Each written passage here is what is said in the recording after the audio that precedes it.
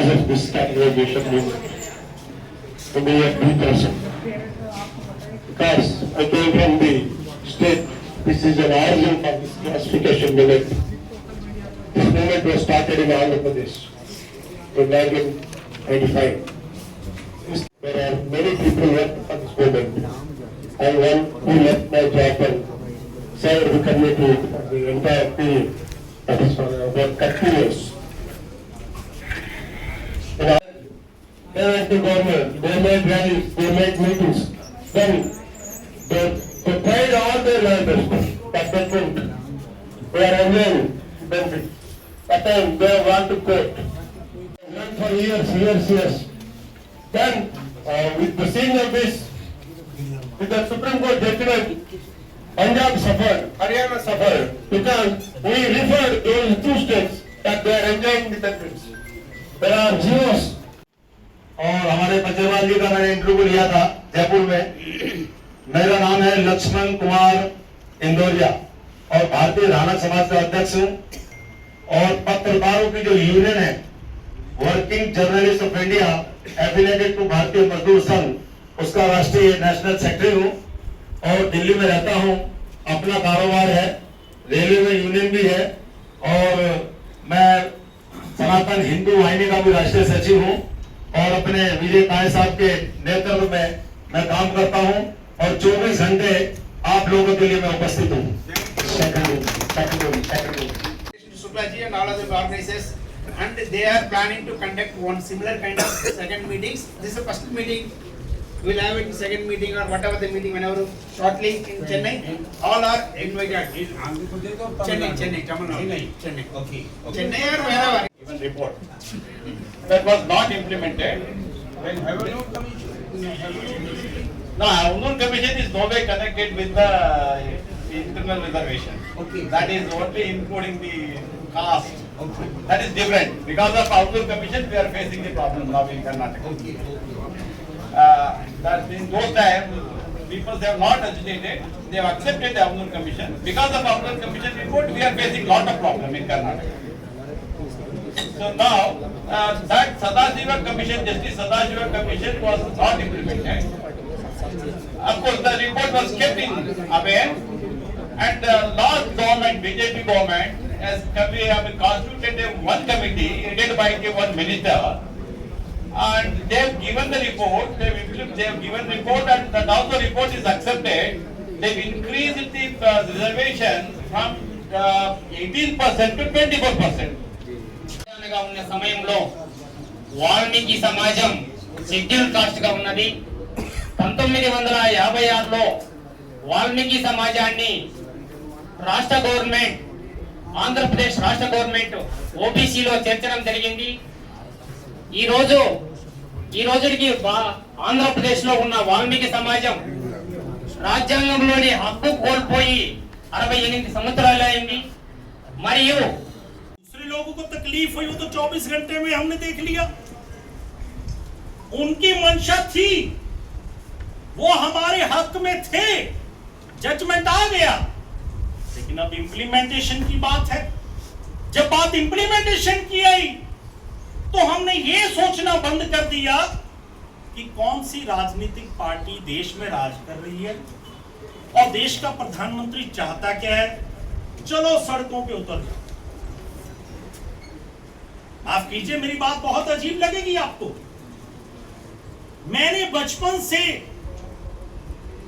जिस परिवार से आता हूं, हम लोग कोई पॉलिटिकल खाली काम नहीं किया, राजनीति नहीं किया। हम लोग सोशलिस्ट लोग हैं, आंदोलनकारी लोग हैं, एक कम्युनिटी में काम करने वाले लोग हैं। मेरा ये तजुर्बा है छोटा सा, आप मेरे से बहुत बड़े हैं, अनुभवी हैं सब लोग, लेकिन मैं अपना जो एक्सपीरियंस है वो साझा करना चाहता हूं।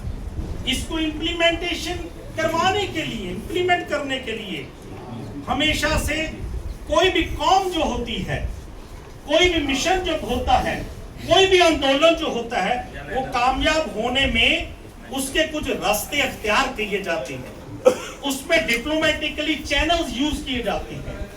कुछ तो ऐसे रास्ते होते हैं जो कागजी कार्रवाई, शुक्ला जी जैसे लोग होते हैं वो कागजी कार्रवाई पे पूरा जोर देते हैं और एक टीम ऐसी बनाई जाती है जो आंदोलन करती है और एक टीम ऐसी बनाई जाती है जो उसको मैनेज करती है डिप्लोमेटिक चैनल से कि टेबल पे ला करके उसको बात को खत्म कैसे करवाना है। तो अति महादलित कौन है और जो हमारे अनुसूचित जाति में जो आते हैं उनके अंतर्गत कौन है?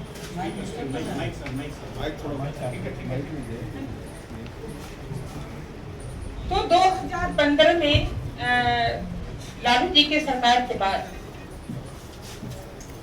क्योंकि बिहार में भारत हमारे देश में बिहार एक ऐसा राज्य है जो बहुत अधिकारों से वंचित है, खास करके जो हमारा महादलित जो नाम दिया गया है चमार और पासवान को छोड़ करके, क्योंकि एक तो हम सदियों से सवर्णों से सताए हुए हैं, उसके बाद फिर बिहार में हम चमार और पासवान से सताए हैं, क्योंकि वो सवर्ण से कम नहीं है। वो जितना अत्याचार चमार को करने का रहता है, मेहतर, हेला, ढंगी, डोम, बांसबोर, इन लोगों के साथ वो लोग करते हैं। जहाँ तक कि इनके पदाधिकारी अगर पुलिस प्रशासन में, और उससे भी ज्यादा हमें दो फोर्सेस के साथ लड़ना है।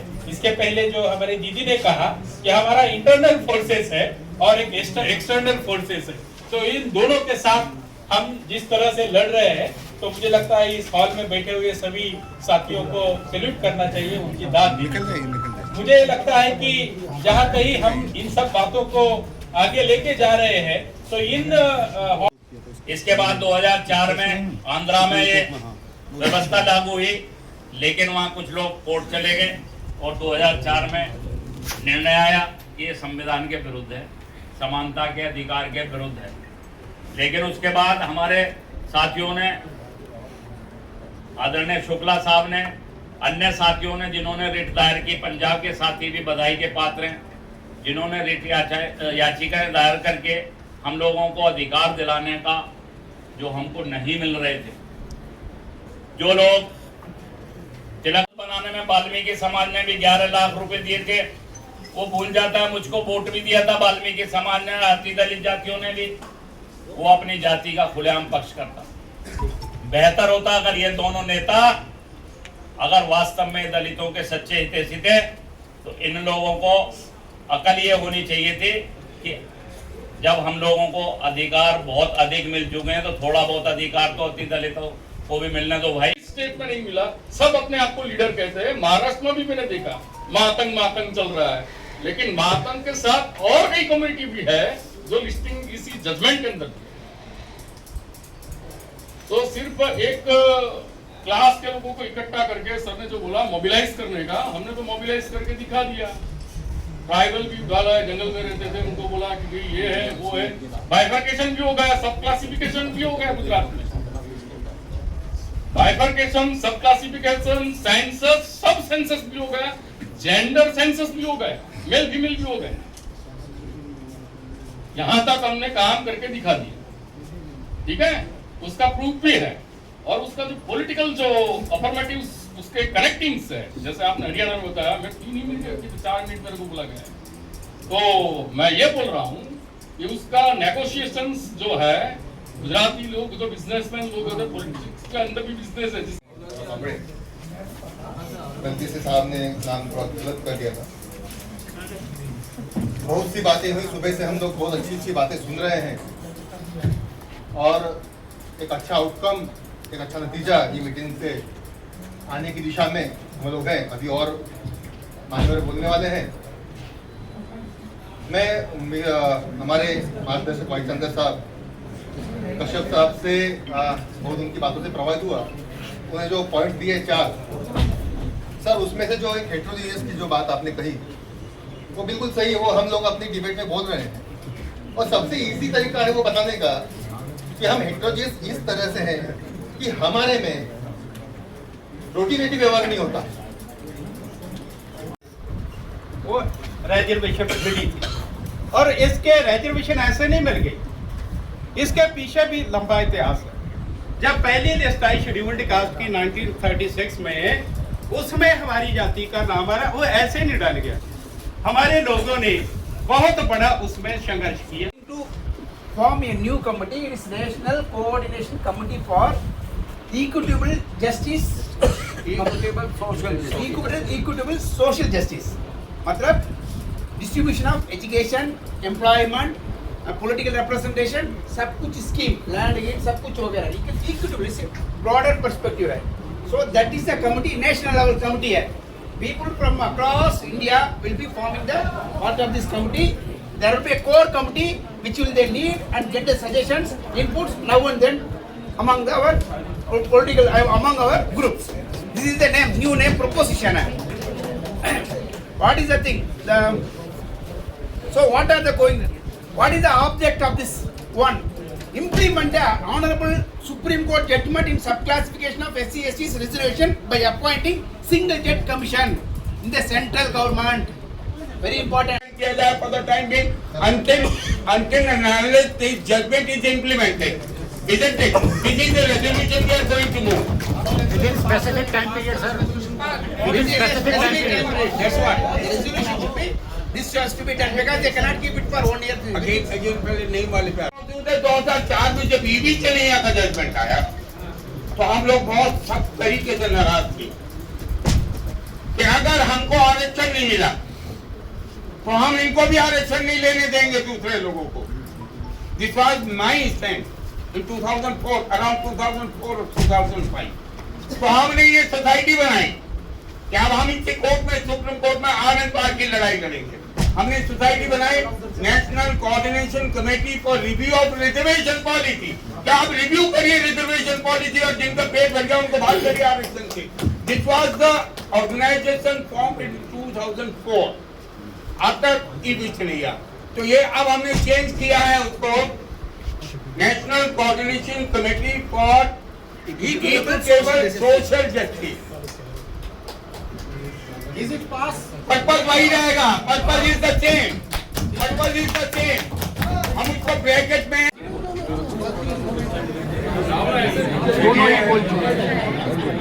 मैं बहुत ही शॉर्ट में बोलूंगा क्योंकि शुक्ला जी की अनुमति है कि भी 2 मिनट बोलेंगे। टाइम आप घड़ी शुरू करती है क्योंकि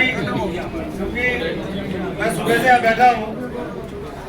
सबसे जरूरी बातें जो थी तो मुझे काहे साहब ने बोल दी है, कुछ बाकी रहा नहीं है।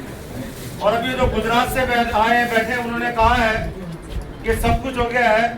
और मैं ये आपको बात बताना चाहता हूं कि सुप्रीम कोर्ट हो चाहे कोई से भी कोर्ट हो, कोई जज अपने ऊपर लेता नहीं है। सारी बातें पार्लियामेंट में छोड़ दी जाती है और पार्लियामेंट में किसके ज्यादा एमपी है, कौन सी जाति के एमपी है, वो आप सबको भली बात पता है। जब यहाँ भारत बंद हुआ था और प्रधानमंत्री जी को घेरने का था तो उन्होंने ये माना था। तो हमारे कितने सांसद हैं, कितने हमारे विधायक हैं, आप सब भली बात जानते हैं। जब तक आपका राजनीति सशक्तिकरण नहीं होगा, कोई आपको कुछ देगा नहीं और देने वाला है।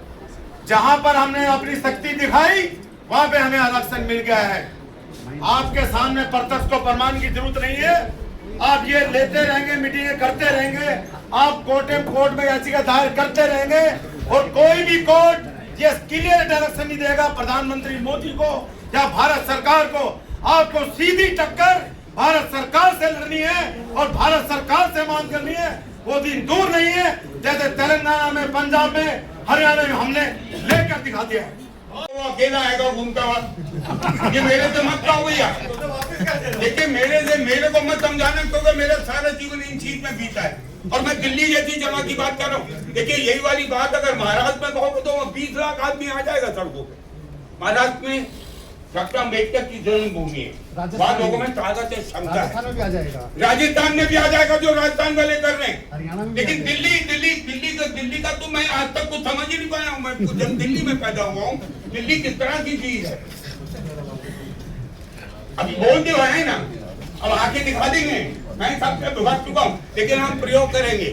आपने कहा कांग्रेस जी बहुत कह रहे हो सड़कों पर आएगा। एक बात बताएं, आप कहते हैं सड़कों पे आ जाने से हो जाता तो फिर ले लेते ना कैटेगराइजेशन।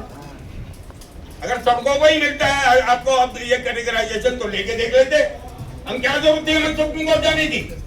क्यों कॉन्स्टिट्यूशन बेंच बनवाई? क्यों कॉन्स्टिट्यूशन बेंच की? आप सभी लोगों को प्रणाम करता हूँ और आज मेरे मन को बड़ी प्रसन्नता है। Doctor O.P. शुक्ला जी ने आज तक मेरे को जानकारी 1980 से लेकर के अभी तक निरंतर संघर्षशील होकर के समाज को कुछ मिले और मुझे कुछ ना मिले, इस पैटर्न पर काम किया। डॉक्टर शुक्ला यहाँ उपस्थित है मेरे सामने और हमारे विजय जी गहरिया, SP राय साहब, दिल्ली के और भी बहुत सारे लोग हैं यहाँ, और तेलंगाना के हैं, उड़ीसा के हैं, पश्चिम बंगाल के हैं, राजस्थान, महाराष्ट्र, गुजरात, हरियाणा, मध्य प्रदेश, हमारे बिहार से हैं। हमारे बहुत ही वरिष्ठ नेता यहाँ उपस्थित हैं और सम्माननीय गोपाल बचेरवाल जी। और इस देश में कोने कोने में जिस तरीके से समाज के लिए सब लोगों का खून खौलता रहता है, तो कुछ लोगों का खून ऐसा रहता है कि वो केवल बोलते हैं, कुछ लोगों का ऐसा रहता है कि उसके लिए थोड़ी सी उधम करना है, कुछ लोगों का रहता है कि उसके लिए पैसे खर्च करना है, कुछ लोगों का रहता है कि उसके लिए झंडे उठाना है, कुछ लोगों के लिए रहता है कि बस केवल हल्ला मचाना है, उसके आगे फिर कुछ करना नहीं है। और मेरा ये सोच रहता है कि मिटा दो अपनी हस्ती को, अगर कुछ मर्तबा चाहो कि दाना खाक में मिलकर गुले गुलजार होता है। अगर अपने को कुछ करना ही है तो पहले अपने आप को मिटाना पड़ता है। 1 लाख कोई बहुत बड़ा काम नहीं है। Doctor O.P. शुक्ला जी का, इनके पूज्य माता पिता का, इनके स्नेहीजनों का, इनके गुरुजनों का ऐसा आशीर्वाद रहा कि सरकार ने इनको ढूंढा और लगभग 3 बार इनको विदेश यात्रा पे भेजा और एक बार में लगभग मैं समझता हूं कि करोड़ों करोड़ों रुपए खर्च हुए। और हमें गौरव होता है, हमको बहुत प्रसन्नता है कि भारत की सरकार ने पिछले समय में कानून की सलाह हमारे O.P. शुक्ला जी से ली। और जब मुझे ये ज्ञात होता था तो ये अमेरिका में थे, तो हमारा पत्र व्यवहार होता रहता, हमारा आमना सामना नहीं हुआ, उसके बावजूद भी मैं अपनी बात व्यक्त करता था। और ये बहुत व्यस्त समय में से भी मुझे उस चिट्ठी का जवाब देकर के कहते थे कि महाराज जी जब भारत आऊंगा तो आपसे मिलूंगा और आपकी भावनाओं का आदर करना। तो कहने का मतलब ये मेरा है कि आप मुझे, कुछ लोग जानते होंगे, कुछ लोग जानते ही नहीं। हमारे कमल जी बैठे हैं, विकास बैठे हैं, गोपाल जी बैठे हैं, और भी यहाँ कई लोग बैठे हैं, हमारे तेलंगाना के लोग बैठे हैं। उधर भी ऐसी स्थिति है। मैं तेलंगाना गया था तो शायद कुछ लोगों को मालूम है, मैं अनंतपुर आया था। अनंतपुर में ऐसी स्थिति थी कि हम 5,00,000 लोगों के लिए रो रहे हैं, उधर हमने 25-30 हजार आदमी एक जगह पर देखा है, और केवल वो वाल्मीकि समाज के लोग थे। और उन्होंने 5 जिले में जो SC/ST को अलग कर रखा है, OBC को अलग कर रखा है, उस विषय में बड़ा आंदोलन हुआ। जब मैं अंदर वहां प्रवेश हुआ तो वहां के विधायक हैं हमारे, उन्होंने कहा कि अपन दोनों हेलीकॉप्टर से चलते हैं। तो मैंने कहा नहीं, हेलीकॉप्टर से नहीं जाऊंगा, मैं कार से जाऊंगा। मेरे साथ करीबन 50 लोग थे। मैं कर्नाटक के राज्यपाल के निवास में रुका हुआ था। जब हम वहां गए तो मैंने 8 किलोमीटर दूरी से देखा तो सब गाड़ियों पे महर्षि वाल्मीकि की तस्वीर लगी थी, और कई जगहों पर उसमें हमारे संतों की भी लगी हुई थी। तो मुझे ज्ञात हुआ कि ये सब गाड़ियां कहाँ से आई, तो पता लगा कि ये वही सम्मेलन है जहां अपन जा रहे हैं। तो हमारी ये स्थिति है कि हम सब कुछ करते हैं लेकिन इकट्ठा नहीं होते। कानूनी तौर पर अगर ओपी शुक्ला जी इस काम को कर रहे हैं तो हमें ओपी शुक्ला जी को छेड़ना नहीं है, तंग नहीं करना है। ये अपने मस्तिष्क के लोहे से सरकार को किस तरीके से उस पक्ष में लाने का प्रयास करेंगे, शायद ये 1980 से समझते हैं। और मैं भी इनके समस्त साथियों को बहुत अच्छे से समझता हूँ। तो दिल्ली के बहुत सारे नेता भगवान को प्यारे हो गए। राय साहब, ऐसी स्थिति में अब दिल्ली में कोई रहा नहीं, और नहीं तो दिल्ली में बड़े बड़े नेता थे, उन सबके बीच में भी ओपी शुक्ला जी नेता नहीं थे, लेकिन इनका भाव शुद्ध था, इनका मन वचन कर्म से समाज के लिए जीने की कोशिश करते थे। ये विदेश में रह करके भी अपने भारत के वाल्मीकि बंधुओं के लिए इनके मन में चिंतन था, आज भी है और मैं समझता हूँ कि आगे भी रहेगा। 1 अगस्त को जब ये निर्णय आया तो माननीय प्रधानमंत्री जी ने एक हाउस में जितने भी सांसद थे उन सबको आमंत्रित किया, मुझे भी आमंत्रित किया, और उन्होंने ये कहा कि हम तुम्हारे साथ हैं, आप संघर्ष करो। उसके बाद फिर ये निर्णय हुआ है एक बीच में, आप सब लोगों को ज्ञात रहे कि स्टेटों की जो सरकार है वो अपने बलबूते पर इस वर्गीकरण को लागू कर सकती है। अब हमको अगर ये कोई कहता है कि हमको दिल्ली में ताकत दिखानी है, तो मैं समझता हूँ कि दिल्ली में ताकत मत दिखाओ, अपने अपने स्टेटों की राजधानी में ताकत दिखा करके उस काम को करने का प्रयास करो। और आपको अच्छा लगे तो ओपी शुक्ला जी को बुलाओ, अच्छा लगना चाहिए, क्योंकि ये उस क्षेत्र में बहुत समय से काम कर रहे हैं। बाकी आपका मन करता है कि देश के समाज के सभी समाज के कार्यकर्ताओं को बुलाएं, तो हमको इससे अच्छी कोई बात नहीं है, क्योंकि हमारी सबसे बड़ी पीड़ा अगर कोई है, हमारी ताकत तो बहुत है, लेकिन हनुमान जी की ताकत इतनी थी कि राम जी को पता नहीं था, और राम जी के साथ साथ हनुमान जी को भी पता नहीं था कि मेरी ताकत इतनी भी है। तो उनकी ताकत का जब पता लगाया गया तो उन्होंने तो संजीवनी बूटी के लिए पूरे पहाड़ को ला करके रख दिया था। तो ऐसी स्थिति में हम सब लोग अपनी ताकत को समझे। मैंने भी अभी राज्यसभा में जाने के बाद पूरे देश में कम से कम 17-18 स्टेटों की यात्रा की है। समूचा देश का वाल्मीकि बंधु प्रसन्न है और आलादित है, लेकिन हमको कुछ करना है और बगैर करे तो कुछ मिलेगा नहीं। इसलिए मैं आप सब लोगों से यही अनुरोध करूंगा कि आप अपने अपने स्टेटों में अपनी ताकत बताने की कोशिश करें। ये गोपनीय चर्चा है कि अगर कोई स्टेट के लोग जागते हैं तो उनको तुरंत दे दिया जाए।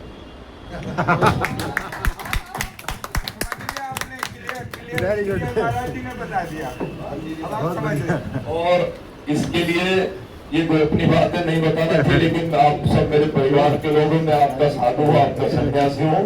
आप जागो और जागो महर्षि वाल्मीकि के शेर जवानों, जागो कर लो होश, समय पुकारा तुम क्यों हो खामोश।